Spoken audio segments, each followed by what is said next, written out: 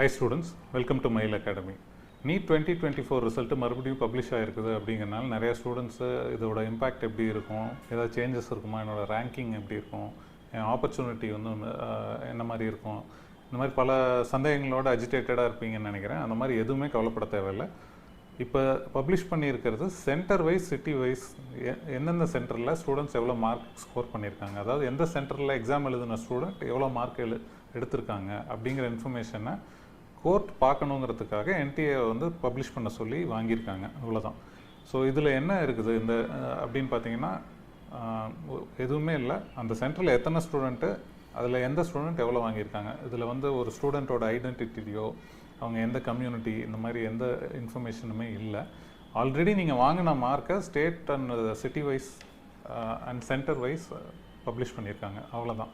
இதனால் உங்களோட வாய்ப்புகள் எதுவுமே வந்து மாறப்போகிறது இல்லை, உங்களோட ரேங்கிங்கும் மாறப்போகிறது கிடையாது. இதை நீங்கள் போய் பார்க்கலாம். கண்டிப்பாக உங்கள் சென்டரில் எவ்வளோ பேர் என்ன மார்க் எடுத்திருக்காங்க க்யூரியாசிட்டி இருக்கவங்க போய் பார்க்கலாம். மற்றபடி இதனால் எந்த இம்பேக்டும் இருக்க போகிறதில்ல. இதுதான். ஸோ மண்டே வந்து சுப்ரீம் கோர்ட் ஜட்ஜ்மெண்ட் வரப்போகுதுன்னு நம்ம சொல்லியிருக்கோம். இதுக்கு இடையில் வந்து இந்த மார்க் லிஸ்ட் அண்ட் பிஆர் பாலிஸோட ரிப்போர்ட் கேட்டிருந்தாங்க சுப்ரீம் கோர்ட். இது ரெண்டும் வந்து நாளான்னைக்கு மண்டே காலையிலக்குள்ளே இது வந்து பப்ளிக் வரக்கூடும். இதுதான் இம்பேக்ட். ஸோ நம்ம மைல் அகாடமி அனலிஸ்ட்லாம் வந்து இந்த பப்ளிஷ் பண்ணியிருக்க ரிசல்ட்டை எடுத்து இப்போ நம்ம பார்த்துக்கிட்டு இருக்கோம். ஸோ இதில் பெருசாக ஒரு பர்டிகுலர் சென்டரில் மட்டும் ரொம்ப அதிகமான மார்க் வாங்கின ஸ்டூடெண்ட்ஸ் நிறைய பேர் இருக்காங்களா, இந்த மாதிரி ஜஸ்ட் அவுட் ஆஃப் க்யூரியாசிட்டி இதை ஸ்டடி பண்ணணும்னு நினச்சி அதை நாம் பண்ணிகிட்டு இருக்கோம். அதோட ரிசல்ட்டை கூடிய விரைவில் வந்து நம்ம பப்ளிஷ் பண்ணுறோம். இதே மாதிரி இந்தியா ஃபுல்லாக வந்திருக்க ரிசல்ட்டை நிறையா இன்ஸ்டியூட் எடுத்து பார்ப்பாங்க.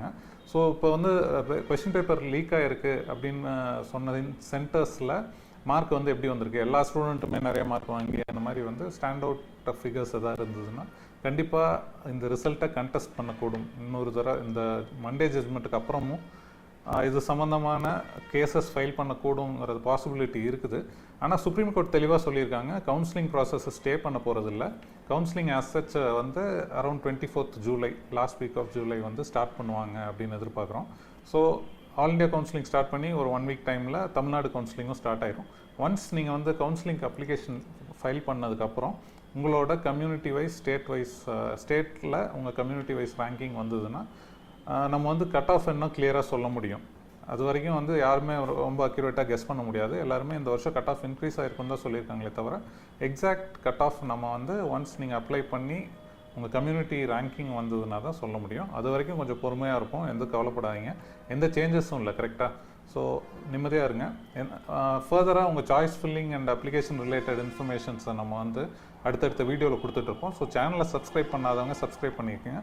இந்த இன்ஃபர்மேஷனை உங்கள் ஃப்ரெண்ட்ஸுக்கு ஷேர் பண்ணுங்கள். ஏன்னா அவங்க வந்து ஏதாவது குழப்பத்தில் இருந்தாங்கன்னா அவங்களுக்கு இந்த தெளிவு கிடைக்க வாய்ப்பு இருக்குது. இது ஒரு பெரிய ஹெல்ப்பாக இருக்கும். தேங்க்யூ.